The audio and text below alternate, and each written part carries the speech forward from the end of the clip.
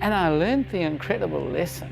When a little church gets to work together, God shows up and God produces the most amazing results.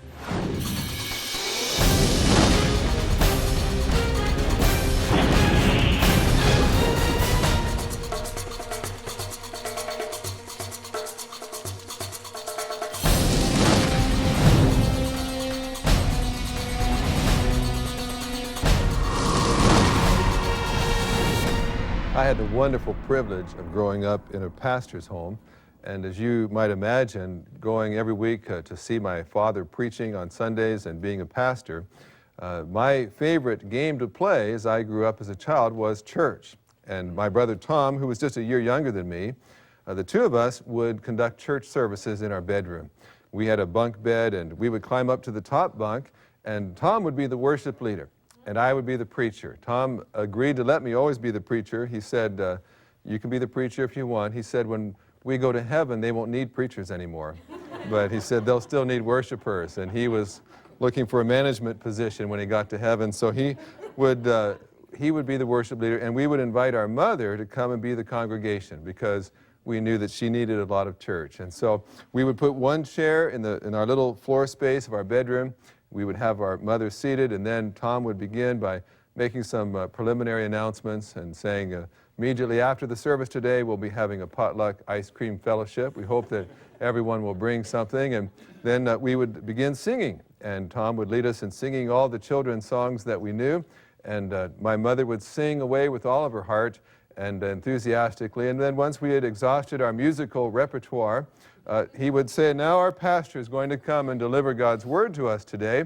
And I would get up, and I had a children's Bible that I preached from, and I had some actual rudimentary sermon notes that I preached from. I only had developed one sermon, though, so I always preached the same one, but I preached it with zeal. I preached it with a sense of urgency and conviction, and it was entitled, The Sin of Spanking Your Children. And as I would warm to my theme, I would say, there may be some here today who have committed this horrible sin against God and against your own flesh and blood, and even now the Spirit of God is convicting you and pleading with you to turn back from your wicked and evil ways. And I would just feel compelled to extend an altar call at the end of that moving message, and when no one walked the aisle immediately, I would say, now folks, we're not in any hurry today. We're just going to continue to sing until everyone has had the opportunity to be made right with God.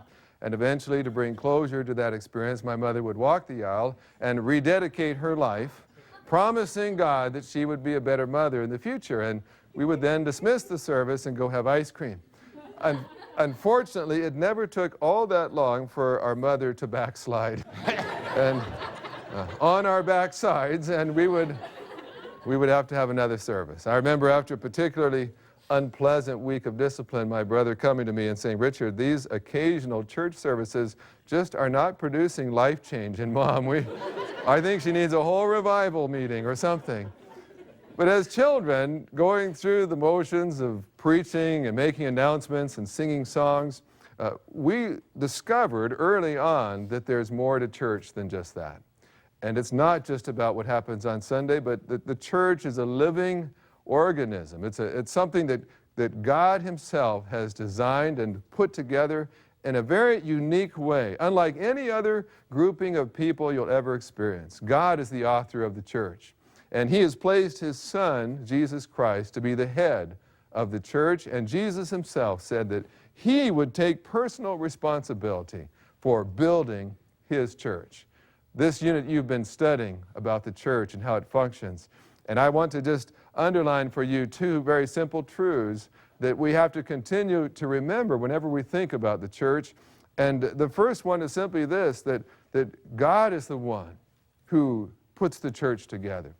He is the one who builds the church. And there's a wonderful verse in 1 Corinthians chapter 12, verse 18, where Scripture there says that God is the one who adds members to the body as it pleases him. And so as a pastor, I was always asking myself, what else has God placed in our church? How has he equipped us? I remember at one point a man rose up in one of our business meetings and just shared and said, I'm just burdened about the fact that we don't have a camping ministry. He said, I grew up as a young man, and some of the greatest moments in my Christian life occurred while I was at camp. And he said, none of the churches in our whole association have camps, and I'm just burdened about that. Now let me just share a caution to you. When you're at church, we don't respond necessarily to every whim and thought that anyone has. Just because someone says, I think we should do this, you don't necessarily run after everything someone says. But when I sensed that a person had sincerely heard from the Lord, and they weren't trying to push anything themselves, they weren't trying to lift themselves up, they just truly had a burden, I would let them share with the rest of the body. And I'd watch to see what the Spirit of God did. If someone shared, I think we should do this, and no one else seemed to feel that way, I would take that as a caution that that was not something that the Spirit of God was affirming in our body. But when I had this man stand up and start talking about camping, all of a sudden I could just sense the Spirit of God just electrifying people all over that little group. One woman immediately said, I would be willing to take a week's vacation and be the camp nurse. Someone else said, I could be the camp cook. People said, if you just tell me the dates, I'll be a counselor. And you could just tell that it was resonating with everybody there in the church. It became one of the most successful ministries that church had. Every year, people found Christ and were baptized. We had parents who would just go out to visit the camp one evening and end up coming for baptism as a result of what they experienced. It was a wonderful ministry, and it came not because of the pastor's plan. It came because I just kept asking people, what do you sense God is wanting to do? What has God put in your heart? And why is He giving you that burden? Maybe there's others here in the body that will come around this and minister. Well, I was getting so excited about this that every time I would visit someone, one of the first things I would ask was, what has God placed in your heart? And I remember going to visit one couple that had just begun visiting our church. And I sat down in their living room and I said, turned to the husband and I asked him, I said, now, what are you really passionate about right now? What is it that you just get all excited about? What is it that just is important in your life and that you're bringing with you as you come into our church family? And he looked at me and a big smile came on his face and he said, I'm really excited and passionate about barefoot water skiing. Now, I thought, okay, God, this one's up to you. I don't know how barefoot water skiing is going to build the kingdom of God. I said, is there anything else in your life that perhaps is not quite as exciting to you as barefoot water skiing, but still you think about a lot? He said, no, I'm just consumed with barefoot water skiing. I said, well, we want to welcome you to our fellowship. We'll just let God show us how He could take something as bizarre as that and use it for His kingdom. Well, you know, the interesting thing is that the barefoot water skier met and got to know the man that was leading the camp ministry and found out that the lake where the camp was held was a lake that he often went to with his high-powered speedboat and did water skiing. And so he asked if he could come out with some of his friends and give a demonstration to all the teenage campers one week and then give lessons to any of the teenagers who wanted to learn how to ski. It was the highlight of the entire week. We had a bunch of kids there who never went to church normally, and their parents, who were not Christians or churchgoers, were calling the church the next Monday trying to already book their kids for the following year's camp because their children could not stop talking about how wonderful that experience was. That barefoot water skier discovered he loved working with kids and ultimately became a Sunday school teacher because he said, I can't wait for a whole year for the next opportunity to work with kids. And for years afterward, he was a faithful teacher. God took someone with a passion for barefoot water skiing, added him to a body, and people began to find Christ and to be encouraged and built up as a result. I could just tell you many, many stories of those churches who began to understand that God was fashioning His body so that it could be His instrument in redeeming a lost world. I was in a church one time and a couple of the staff people came to me and they said, they were in a larger church, and they said, we began to be convicted that we would just ask people to come and just support our programs, and to give their money to support all of our efforts and endeavors. And they said, we looked out over all those people in our church and we began to ask ourselves, do we even know what God has placed in our own church? There are all kinds of talents and backgrounds and skills that we don't even know about, because we just say, well, here we need someone to pass out a bulletin on Sunday mornings. We need somebody to work in the nursery during the service. But we've never stopped to say, God, who have you given to us? Who is a part of our body? So they formed a survey, and they passed out a form to every member and said, what has God placed in your life that you would be willing to place on the altar for God and let Him use it any way that He would choose to? Well, they had all kinds of wonderful things come back. One retired man, his dream in life was, when he retired, was to buy a Cadillac. So he had retired, he'd gotten his final retirement sort of severance package, and he bought his dream car.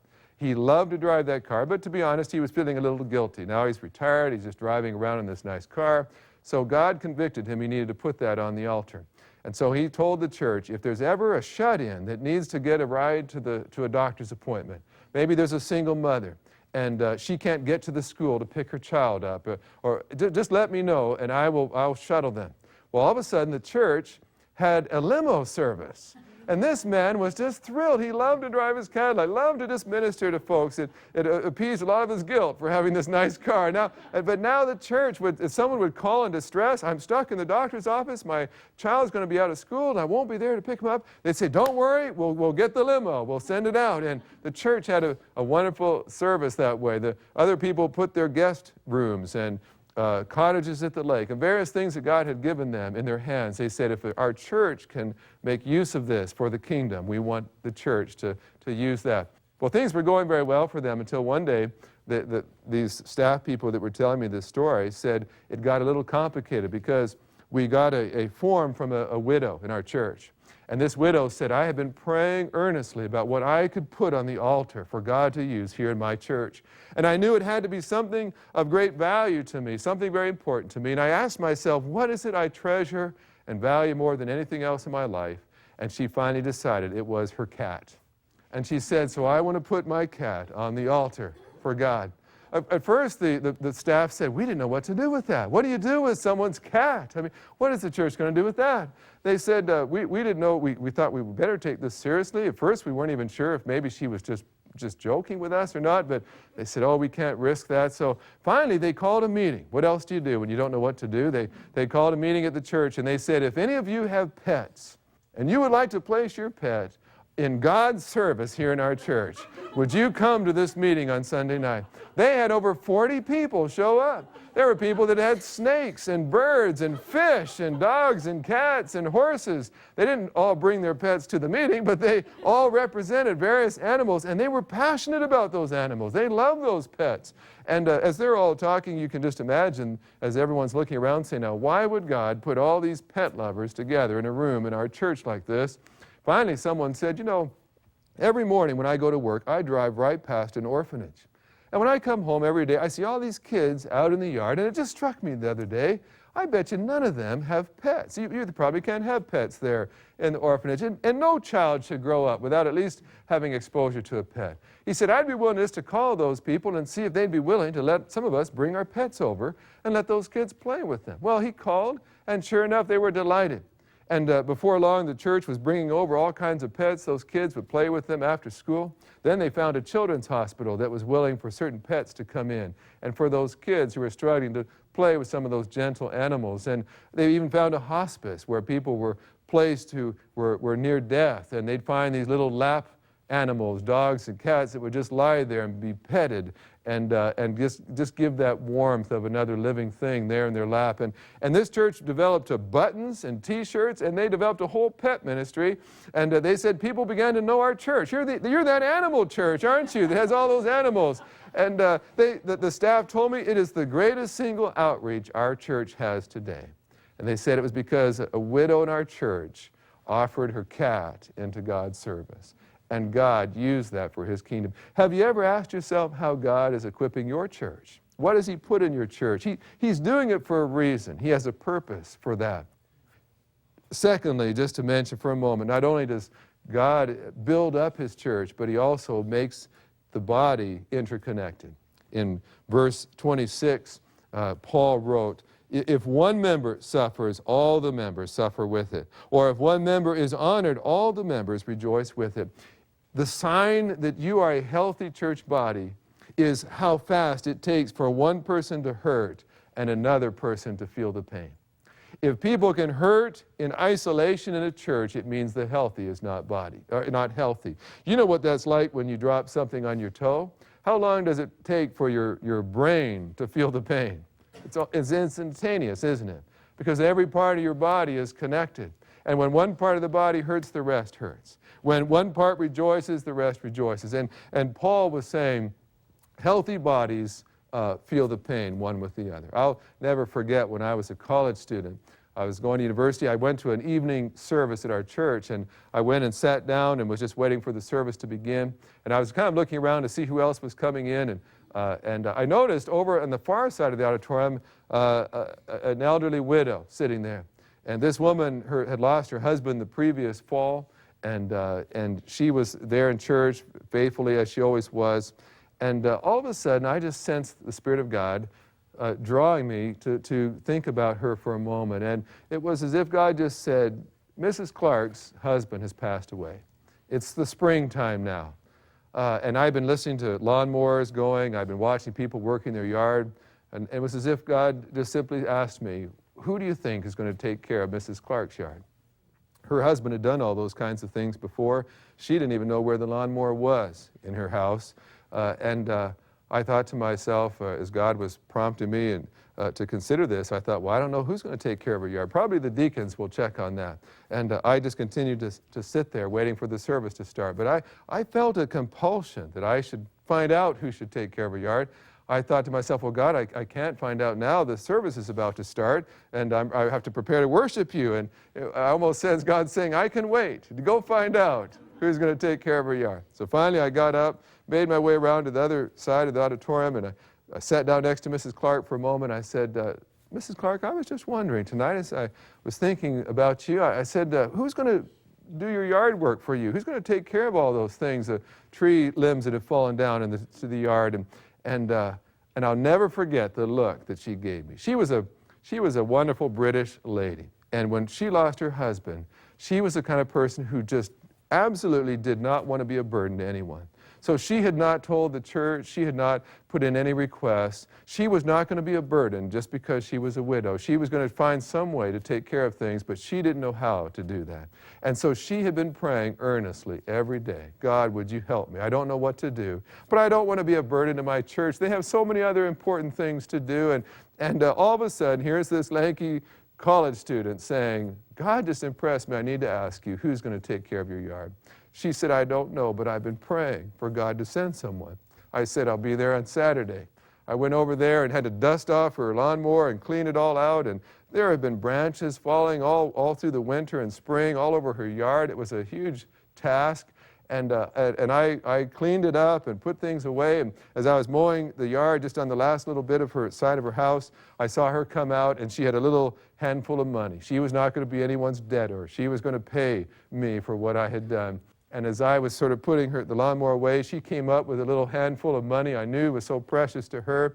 And I don't tell you this story to make me sound like a saint, because I wasn't one. I just clearly knew what God wanted me to do. I just said, Mrs. Clark, I'm just telling you, I cannot take your money. It would just be wrong for me. Now, I'm not averse to receiving money, but I can't take it from you. I just know it'd be wrong. I said, I've just enjoyed doing this for you, and I'll come every week during the summer and take care of your yard. But I said, I'm not a complete saint. I said, I do know that you like to bake. And I said, anytime you're baking any of those incredible cinnamon pastries or anything else, just if you want to bring a few by with me, I've got 3 roommates, we'd be happy to receive them. Well, that was on a Saturday. The next morning I went to church. I walked into the foyer of the church, and I thought I'd walked into a bakery. Everybody was buzzing. They thought that there was a potluck supper no one had told them about. The place just was filled with wonderful smells of baking. She had baked all Saturday evening and had brought in just a tray load full of baking. And as soon as she spotted me coming in the door, she brought me over and pointed and said, oh, that's for you. There'll be more next week. She said, I was voted roommate of the century by all my roommates. And for the rest of that summer, this university student and that widow developed a wonderful relationship. How does a widow and a 20-year-old college student get linked together that way? Well, God puts them in the same body. And when a widow's hurting, the college students feel the pain. That's what a healthy body does. If we're not feeling that way, or if a church has found that it has lost a lot of members and people have left upset, or the church is divided, do you understand what that does to a body that God has designed? Every inactive member in your church is someone God knew that church needed to effectively do all that God had designed it to do. Every person now that no longer attends or serves is someone God knew that church needed to accomplish all that God intended for it. We're all to be a part of a body. And if we're not a part of a body that is healthy, that is serving together and using each person as God has placed them in the body to extend His work and His kingdom, then we need to review once again and say, God, why did you add me to this body? What is it you've placed me here for? And Lord, am I connected with others in such a way that if there's ever someone here who needs to be encouraged or is hurting, Lord, would you help me to feel that pain so that I can be a part of your answer in their life?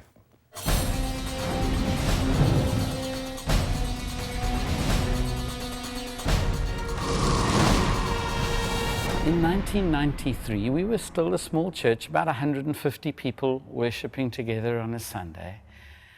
And we did an evangelism training course, and we were having a barbecue after Sunday lunch. And these folk were really excited about reaching their neighbors for Christ. And somebody said, how can we do it? And we said, well, maybe we can rent time on a local radio station, because in South Africa at that time, the government owned all the radio stations. And so the government regulated radio. And somebody said, well, you know, I've heard that our government, we're still in apartheid South Africa, is looking at deregulating radio. So I wrote a very faithless letter off to the government saying, we're going to do some evangelism, and would you allow us to broadcast those services for 2 hours, for 7 nights, just to the valley area, about a 3-mile circumference. And I got a fax back from the government 3 weeks before we had asked for the date to start, to say, you have been granted South Africa's very first Christian FM station. And you're going to broadcast to the greatest city of Cape Town, which has got nearly 3 million people in, 24 hours a day. I mean, I couldn't even spell the word radio. 3 weeks later, we opened South Africa's very first Christian FM station. Do you know, the whole church took leave for 6 or 7 weeks. I didn't have a single problem. Nobody fought. I didn't need to do any pastoral counseling, because they were all so busy serving God, they were too busy to fight. They were too busy serving God and seeing God at work and celebrating what God was doing. And I learned the incredible lesson. When a little church gets to work together, God shows up, and God produces the most amazing results. The station grew, and out of that station has now come an organization which is local church driven, called Radio Africa Network, and we've helped plant 29 stations around Africa as a local church. But we soon needed a new building. The little Sunday school house wasn't really great. And so I said to our radio station treasurer, how much money have we got? And she said to me in those terms, about $1,000 US. Now, $1,000 US doesn't buy a building. And we saw an ideal building to move this radio station to. It was perfect in every way. 3 floors, perfectly positioned. Everything was right about it, except one problem: the price. That was the only problem. That Sunday, it had been prearranged to have a little old lady in our church who lived in a retirement center, and she lived in a room that would maybe be 9 foot by 9 foot. And we're talking at lunchtime about the this building down the road that's just so great. And this little old lady who lived in the most humble of rooms put her knife and fork down and reached over for her purse and said, God just told me to give you $1,500. I mean, I didn't even know she had money. I said to my wife, let's have a back to lunch tomorrow. I walked out of there and I shared with somebody else, we had this dear lady to lunch and she gave us $1,500. And he said, well, John, that's a strange thing because I just did a business deal and I made $1,500 and I didn't know what to do with it. So here's your second $1,500. And before that weekend was up, we had about $4,500 and we hadn't told a soul publicly or said, this is a need. Talk about a confirmation that God wanted us to get this building. Now, that was early December. And in South Africa, our summer vacation is in December. And our schools break up for the long summer vacation early December. It so felt after that God also went on summer vacation. Because for 3 weeks, we trusted God. I mean, we've had one weekend of glorious provision. And then the heavens were as brass. God wasn't answering prayers anymore. Finally, 2 days before Christmas, I called our church to prayer. And I said, 3 weeks ago, God confirmed that we were to buy this building. And since then, God has not shown up. That was on a Sunday. Now, the Saturday, the day before, I'd got a phone call from the radio station, and they said, there's somebody here who wants to meet you. And I said, who's this guy? And I'll call him Peter. And they said, Peter. And I said, Peter who? And they said, well, we don't know. But he's insistent he wants to meet you. So I went down to the station, and I met with this man who I'd never met, never heard of before. And he said, I read about you, and I'm now on vacation in South Africa, and I read about you in a radio newsletter in the States. So I wanted to meet you. And he looked around, he said, this building's pretty small, isn't it? So I said, yeah, there's a building down the road we're trusting God to be able to buy. And he said, take me to it. And it was heavy summer traffic. We were right on the beach, right at the very tip of Africa. And we drove there in the traffic and literally did an about turn, a U-turn in front of the building and drove straight back. And he got out of his car and his son was there to take him away. And that was the last I heard of him. Sunday, I said to the church, we've got to pray. And so the people stayed behind after the service. And one solid, long-standing, godly, grey-haired, bald-haired man got up and he said, Pastor, God is calling us as a church to launch out into the deep. You got to make an offer on that building. A godly, ordinary person. So on Tuesday night, I met with one of our trustees and we found out that the real estate agent was in fact a Jewish person. And in our country, when you make an offer on a building, you have to give certain guarantees. And this is the truth before God. I crossed out the guarantee clause and I wrote there, we will endeavor to trust God to supply the balance of funding before the 1st of February. And I had no clue where that was going to come from. This Jewish estate agent says to me, what sort of an offer is that? How can I take that to my client? And I said to him, sir, that is the offer. And we're going to trust God to supply the balance of funding. Well, we put down our $5,000 that had come in the first 2 days as a deposit. I drove home and my telephone was ringing. And I ran into the house and grabbed the phone. And on the line was this guy who I'd met on Saturday.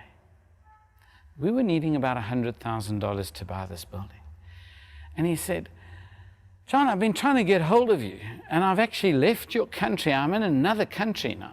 I've been trying to get hold of you since Saturday to tell you God has put it on my heart to give you $80,000 US towards that radio station building.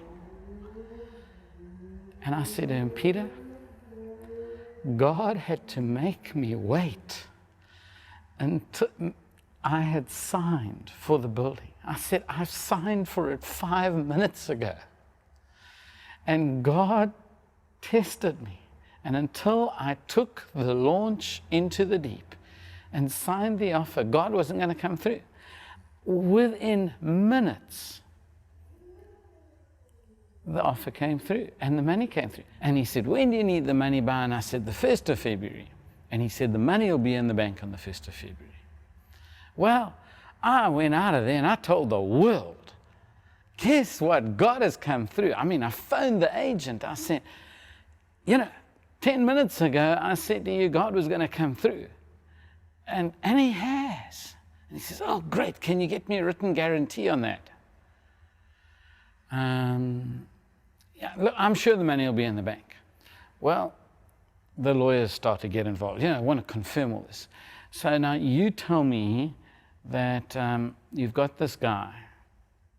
Do you know his name and his last name? No, I don't. Do you know where he lives? No, I don't. Do you have a fax number, a phone number? I don't. So the lawyer says, so you mean to tell me that a guy you've never met before, whose first name is the only name you know, who you have not spent longer than an hour with, is going to put the money in the account, but you don't know where he is and anything like that? I said, that's it. Well, the 31st of January came and I phoned the bank 3 times and there was no money in the bank. And for the first time, I got a little nervous. And I came into my office on the 1st of February, rather worried. And at 8:20 in the morning, the phone rang. It was the bank. She said to me, Reverend Thomas, a lot of money has just come into your bank account. When we had finished paying the bills, 24 South African cents were left in our bank account. That is 3 or 4 US cents. And I'm still wondering where we were undercharged by 4 US cents. That is the truth before God. We've kept the bank book. Because you see, we're just an ordinary church. We're just the little church down the road. We don't have thousands of people with millionaires. How does an ordinary church with ordinary people see God at work? They trust Him. They risk for God even when it's scary.